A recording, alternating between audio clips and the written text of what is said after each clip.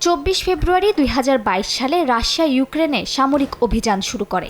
সেদিন থেকে দুই দেশের অর্থনৈতিক চিত্রে নাটকীয় পরিবর্তন আসতে শুরু করে।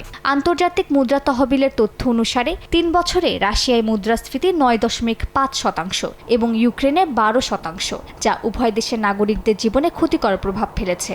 যদিও পশ্চিমা দেশগুলো রাশিয়ার বিরুদ্ধে ব্যাপক নিষেধাজ্ঞা আরোপ করেছে, তবুও স্থিতিশীল রয়েছে রুশ অর্থনীতি। 2023 ও 2024 সালে রাশিয়ার জিডিপি প্রবৃদ্ধি 3.6%, যা যুদ্ধ শুরুর ধাক্কা কাটিয়ে ওঠার প্রমাণ। পশ্চিমাদের নিষেধাজ্ঞার মধ্যেও রাশিয়া বিকল্প বাণিজ্য রুট তৈরি করেছে। মস্কো তেল, প্রাকৃতিক গ্যাস, নিকেল ও প্লাটিনাম বাণিজ্যের মাধ্যমে নিজেদের অর্থে যুদ্ধ চালিয়ে যাচ্ছে। রুশ প্রেসিডেন্ট ভ্লাদিমির পুতিন সমরাস্ত্রের উৎপাদন বাড়িয়েছেন। চীন ও ভারতের সঙ্গে জ্বালানি রপ্তানি বৃদ্ধি পেয়েছে।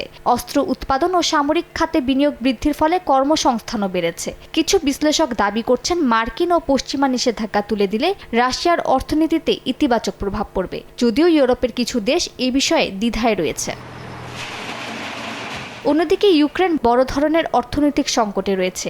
দেশটির জিডিপি 2022 সালে 36% সংকুচিত হয়েছিল এবং এখনও প্রাক যুদ্ধ পর্যায়ে পৌঁছাতে পারেনি। পশ্চিমা ঋণ ও সাহায্যের ওপর নির্ভরশীলতা বাড়ায় বিনিয়োগকারীরা সেখানে নিরাপত্তাহীনতা দেখছেন। ইউক্রেনের শিল্পক্ষেত্র যুদ্ধপূর্ব অবস্থার তুলনায় এখন অনেক পিছিয়ে আছে। যেমন স্টিল উৎপাদন এখন মাসে প্রায় 0.6 মিলিয়ন টন, যা যুদ্ধের আগে প্রায় 1.5 মিলিয়ন টন ছিল।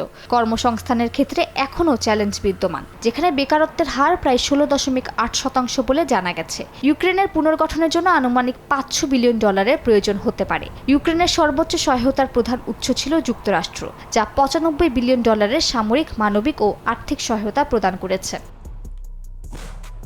3 বছরের যুদ্ধে ইউক্রেন তাদের ভূখণ্ডের প্রায় 11% হারিয়েছে, আর 2014 থেকে বর্তমান পর্যন্ত সামগ্রিক হার 18%। বিশ্লেষকরা বলছেন, রাশিয়া নিজের শর্ত মোতাবেক যুদ্ধ চালিয়ে যেতে পারলেও যুক্তরাষ্ট্র ও পশ্চিমাদের উপর নির্ভরশীলতা ইউক্রেনকে পিছিয়ে রাখছে। এই যুদ্ধে এখন পর্যন্ত যে আর্থিক ও মানবিক চ্যালেঞ্জ দেখা দিয়েছে, তা শুধু বর্তমানেই নয়, ভবিষ্যতের অর্থনৈতিক ও ভূরাজনৈতিক স্থিতিশীলতাকেও প্রভাবিত করছে। মালিহা সুহরাওয়ার্দী, সময় সংবাদ।